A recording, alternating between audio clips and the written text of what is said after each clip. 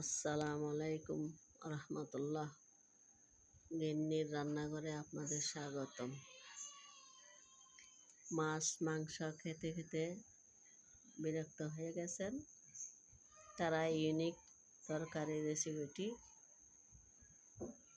দেখে যাবেন। তবে কিভাবে রান্না করছি, কী কী দিচ্ছি আপনারা জানতে চান, আমার কমেন্ট বক্সে চলে আসবেন। আমি অবশ্যই আপনাদের কমেন্টের অবশ্যই জবাব দেব। আর ভালো লাগলে লাইক এবং শেয়ার দিয়ে রাখবেন নতুন নতুন রেসিপি দেখার জন্য।